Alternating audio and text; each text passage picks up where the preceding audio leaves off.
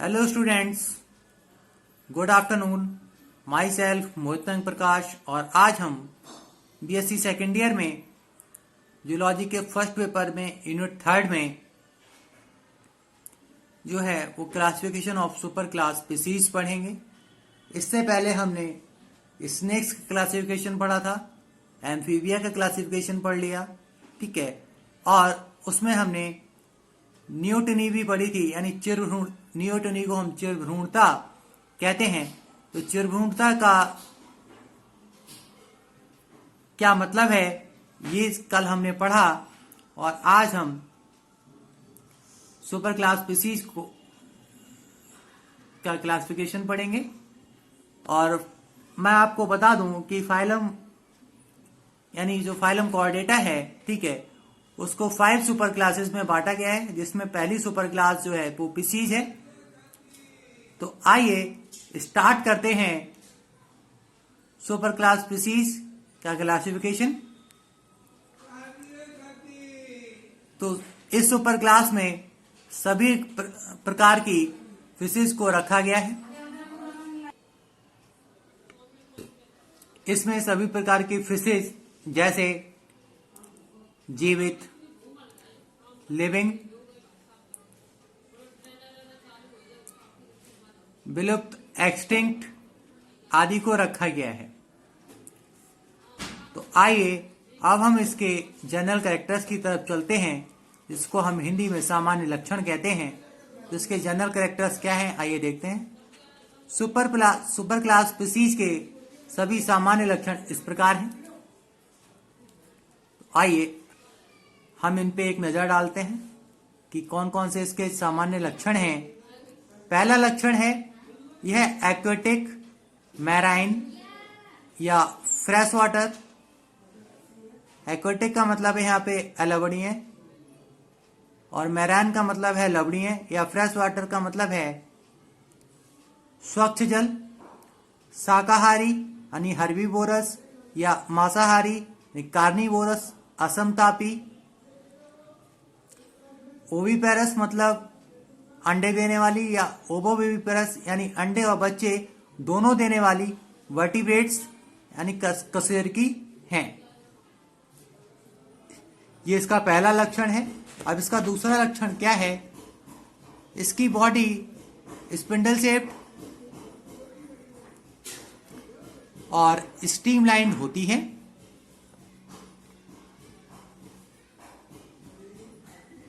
आप इन कैरेक्टर्स को नोट्स करते चलिए, फिर हम आगे चलते हैं। आई होप कि आपने नोट डाउन कर लिया होगा। चलिए आगे चलते हैं। इसका जो अगला कैरेक्टर है, यानी तीसरा लक्षण जो है, इनमें गमन या लोकोमोशन, पेयर्ड पेक्टोरल तथा पेल्विक फिन्स तथा अनपेयर्ड डोर्सल तथा कॉटल फिन्स के द्वारा होता है। ये इसका तीसरा लक्षण था।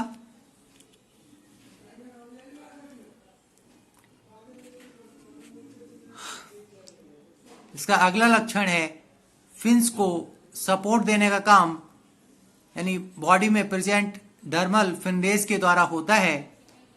ये इसका चौथा लक्षण है।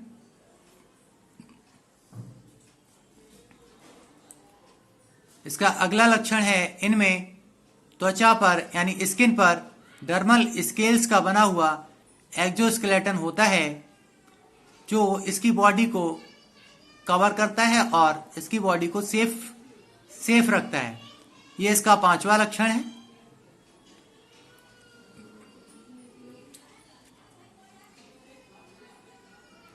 इसका अगला लक्षण है इनके मुख में वास्तविक जबड़े एवं दांत होते हैं, यानी रियल जॉज एवं एंड टीथ होते हैं। तो ये इसका छठा लक्षण था। इसका अगला लक्षण जो है अंतःकंकाल उपास्थि या अस्थि का बना होता है, यानी इसका जो एंडोस्केलेटन है वो कार्टिलेज या बोन्स का बना हुआ होता है।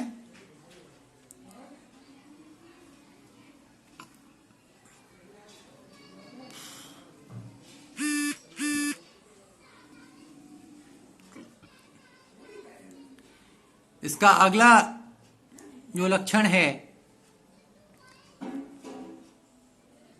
इनमें जो मांसपेशियां हैं वो खंडों में लगी होती हैं, यानी इनमें जो मसल्स हैं वो सेगमेंट्स में लगी होती हैं, जिन्हें हम मायोटोम्स कहते हैं।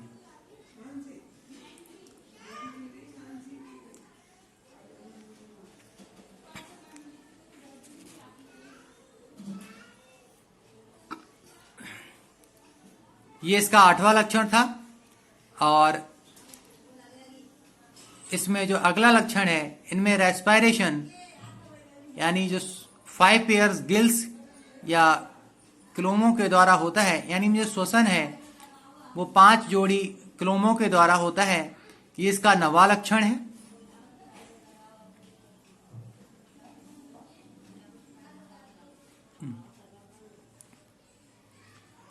आइए अब अगले लक्षण पर चलते हैं। इसमें आहार नाल या एलिमेंट्री कैनाल में निश्चित स्टोमक तथा पैनक्रियाज होते हैं और यह क्लोएका और एनएस के द्वारा समाप्त होती है। तो आप ये सभी लक्षण नोट डाउन कर लीजिएगा, फिर हम आगे चलते हैं।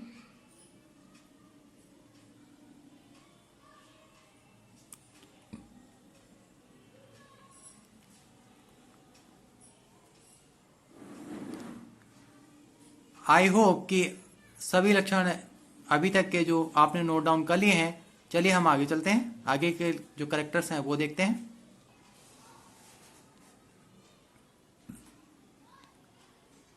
अभी वो आपने जो 10वां लक्षण देखा था, उससे अगला लक्षण जो है, इनमें जो हार्ट 2 चैम्बर्स का होता है, जिसमें एक ऑरिकल व एक वेंट्रिकल होते हैं। इनमें हार्ट वेरियस टाइप का होता है, लेकिन हमने सुपर क्लास स्पीसीज में हार्ट 2 चैम्बर्स का होता है और फाइलम कॉर्डेटा में 5 सुपर क्लासेस होती हैं। उसी के अकॉर्डिंग हार्ट और अदर ऑर्गन्स में चेंजेस होते हैं, लेकिन हायर इनवर्टिब्रेट्स में हार्ट सिंगल चैम्बर का था और यहाँ सुपर क्लास स्पीसीज में हार्ट 2 चैम्बर का है। तो ये इसका 11वां लक्षण है। आइए अब हम इसके अगले लक्षण पर चलते हैं।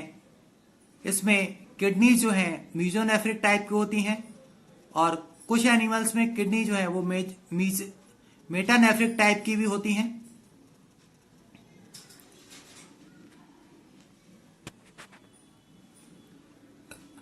ये इसका 12वां लक्षण है।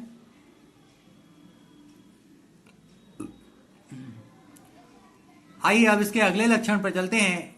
इनमें क्रेनियल नर्व्स 10 पेयर्स होती हैं, यानी इनमें जो क्रेनियल नर्व्स हैं वो 10 जोड़ी होती हैं, जिनके द्वारा ब्लड पूरी बॉडी में सर्कुलेट कर होता है।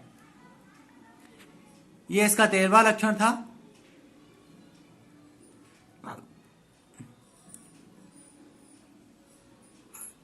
अगला लक्षण जो है, शरीर में लेटरल लाइन सिस्टम होता है, यानी बॉडी में एक लेटरल लाइन सिस्टम प्रेजेंट होता है, जिसके द्वारा वाटर बॉडी से बाहर आ जा सकता है और हम उसी से स्केल्स की गिनती काउंटिंग कर सकते हैं। यह इसका 14वां लक्षण था।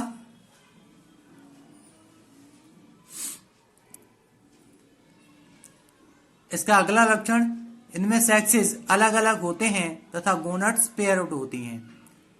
ठीक है, यानी इनमें जो सेक्सेस होते हैं वो डिफरेंट होते हैं, यानी मेल अलग होता है, फीमेल अलग होता है।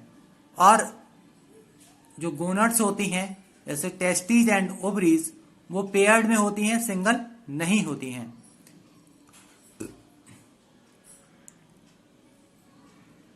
ये इसका 15वां लक्षण था। आइए अब हम इनके अगले लक्षण पर चलते हैं। इनमें टिम्पैनिस तथा ईयर ऑसाइकल्स नहीं होते हैं। इंटरनल ईयर में 3 सेमी सर्कुलर कैनाल्स होती हैं, यानी इसमें जो इनका जो इंटरनल ईयर होता है उसमें 3 सेमी सर्कुलर कैनाल्स होती हैं। ये इसका 16वां लक्षण था।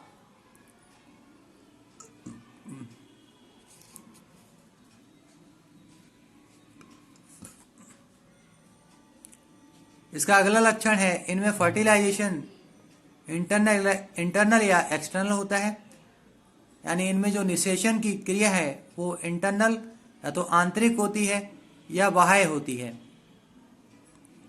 दोनों टाइप से भी हो सकती है, जरूरी नहीं है कि एक ही टाइप से हो।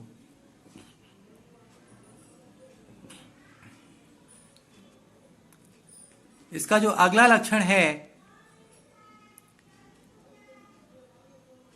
इनमें फीमेल्स जो हैं, इनमें फीमेल्स की जो फैमिली होती है वो ओविपेरस या ओबोविविपेरस होती हैं। ओविपेरस का मतलब है अंडे देने वाली, और ओबोविविपेरस का मतलब है यानी अंडे और बच्चे दोनों देने वाली, और इनके अंडों में ज्यादा योग होता है।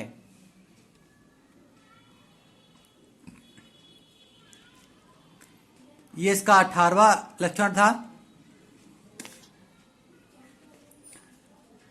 और इसका अगला लक्षण है, एम्ब्रियोनिक मेम्ब्रेन्स नहीं होती हैं, यानी इनमें जो एम्ब्रियोनिक मेम्ब्रेन है यानी भ्रूण कोशिकाएं जो हैं वो इनमें नहीं होती हैं। ये इसका 19वां लक्षण है। और इसके आप ये सारे लक्षण नोट डाउन कीजिए, फिर हम इसके अगले और लास्ट लक्षण पर चलते हैं।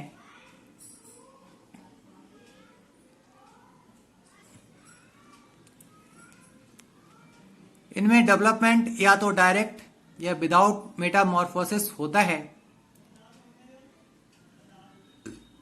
ये इसका 20वां लक्षण है और ये इसका लास्ट लक्षण है सुपर क्लास स्पीसीज का। फिर इसका क्लासिफिकेशन आएगा और कल हम इसका क्लासिफिकेशन पढ़ेंगे। तो आज के लिए इतना ही। Thank you.